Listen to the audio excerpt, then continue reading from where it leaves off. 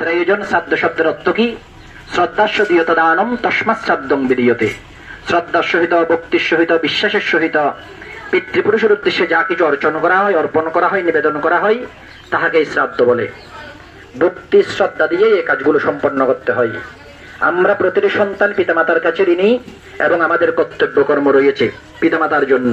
কি কি কর্তব্য কর্ম? শাস্ত্রে বলছে, জীবিতে বাক্য পালঞ্চ মৃতাহি ভূরিভূজনম গয়ায়াং পিণ্ডদানঞ্চ ত্রিবিপুত্রস্য কর্তব্যম। জীবিতকালে পিতামাতার বাক্য পালন করা, পিতামাতার বাক্য পালন করা, তারা বৃদ্ধ হলেই তাদের সেবা শুশ্রূষা করা, এবং তারা প্রয়াত হলেই তাদের আত্মার সদ্গতি কামনার জন্য শ্রাদ্ধ সম্পাদন করা। শ্রাদ্ধের সময় জ্ঞাতি গোষ্ঠী, পাড়া প্রতিবেশী, আত্মীয় স্বজন, ব্রাহ্মণ, বৈষ্ণব এবং বালক ভোজন করারও শাস্ত্রে নির্দেশনা দিয়েছেন। গয়ায়াং পিণ্ডদানঞ্চ, গয়া গিয়ে পিণ্ডদান করা, এগুলো সন্তানের কর্তব্য কর্ম।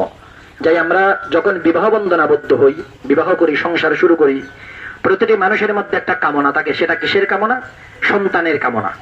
আমি যেন একটি সন্তানের পিতামাতা হতে পারি, প্রতিটি মানুষের কামনা।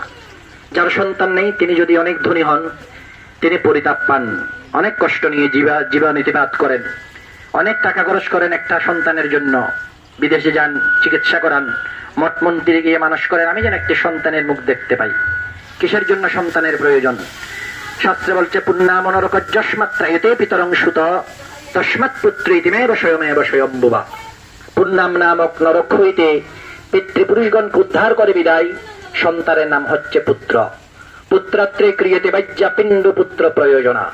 জীবিতকাল আমাদের 5টি জিনিসের প্রয়োজন হয় সুস্থ মানুষের। কি কি প্রয়োজন? অন্ন, বস্ত্র, বাসস্থান, শিক্ষা এবং চিকিৎসা মানুষের মৌলিক অধিকার। মৃত্যুর পরে আরগুলোর প্রয়োজন হয় না। কিসের প্রয়োজন হয়? সৎকর্মের ফল আর সন্তান প্রদত্ত জলপিণ্ডের প্রয়োজন হয়। সেই জলপিণ্ড দানের জন্য আমরা একটি সন্তানের কামনা করি।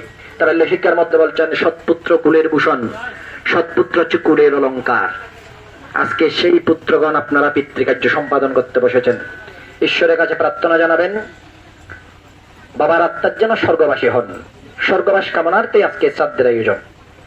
আমরা প্রতিটি ব্যক্তি যখন জন্মগ্রহণ করি, পিতৃমাতৃ ঋণ নিয়ে জন্মগ্রহণ করি। এই ঋণ কোনো কিছুর দ্বারা শোধ হয় না। এগুলোকে যে করতে বসেছেন, এগুলো পিতৃ ঋণ শোধের কাজ নয়, প্রতিটি সন্তানের কর্তব্য কর্ম। এগুলো সন্তানের কর্তব্য কর্ম সম্পাদনের কাজ। আমরা এই দেহ লাভ করি পিতামাতার কারণে। যতদিন এই দেহ ভোগ করবো, পিতামাতার কাছে ঋণী থাকবো। এই দেহ কিভাবে গঠিত হয়?